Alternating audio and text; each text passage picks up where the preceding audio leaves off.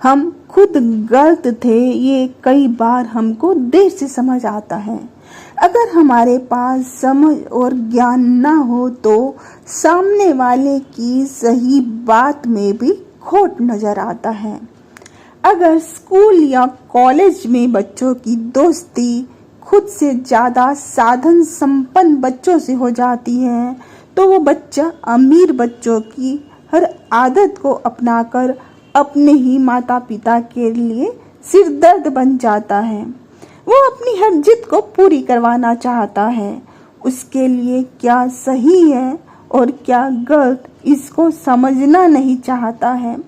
फिल्मों में दिखाए जाने वाले फैशन और ट्रेंड को अपनाना चाहता है।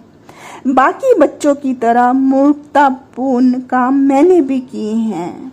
अपनी ही गलतियों के लिए आज प्रायश्चित करने का मुझे कोई रास्ता नजर नहीं आता है। मैं नहीं चाहती जिन गलतियों को मैंने किया उन गलतियों को दूसरे बच्चे भी दोहराएं। माता पिता अपने बच्चों का हमेशा हित चाहते हैं। काश ये बात बच्चे बचपन में समझ जाएं।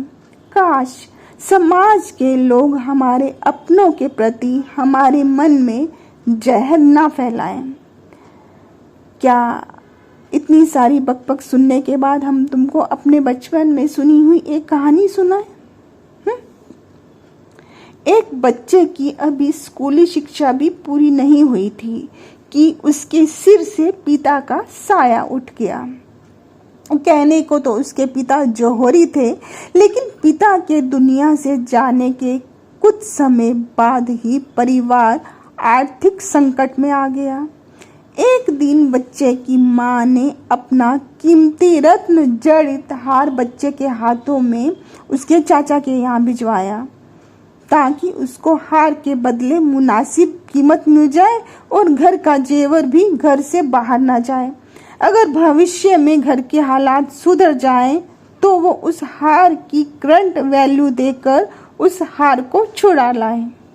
चाचा से मुलाकात के बाद बच्चे ने चाचा के हाथों में हार देते हुए सारी बात बताई। हार को हाथों में लेने के बाद चाचा ने हार को उलट पुलट क्यों किया ये बात उस बच्चे की समझ में नहीं आई। कुछ देर बतियाने के बाद चाचा ने हार को अच्छे से पैक किया और कुछ रुपए देते हुए हार के साथ एक चिट्ठी थमाई। तुम इस हार को संभाल कर घर ले जाना, ये बात भी समझाई। घर आने के बाद उस चिट्ठी को पढ़ा गया। उसमें लिखा था, जब कभी भी पैसों की ज़रूरत हो तो अधिकार मानकर ले लेना, मांग लेना। मुसीबत के वक्त अपनी कीमती चीज़ों को औने पौने दामों में ना बेच देना। जब तुम्हारा बेटा खुद कमाने लायक हो जाए तो इस उधारी को तुम ब्याज सहित लौटा देना। चिट्ठी पढ़ने के बाद उस बच्चे की माँ को उस बात में तर्क नजर आया। उसके बाद कभी भी उस हार को बेचने का उसके मन में कोई ख्याल नहीं आया। जब वो बच्चा समझदार हो गया तो उसके चाचा ने उसको अपने साथ काम पर लगाया। कीमती हीरे जवाहरात को परखने का हर तौर तरीका सिखाया।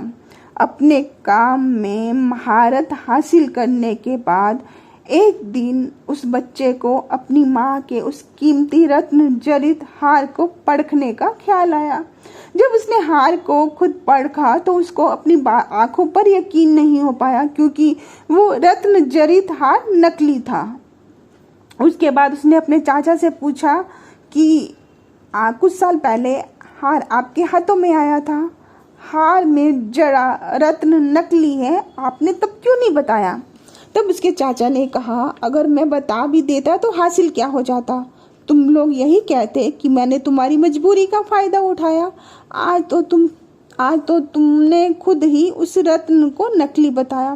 वक्त का खेल देखो, आज उसने तुमको कितना काबिल बनाया।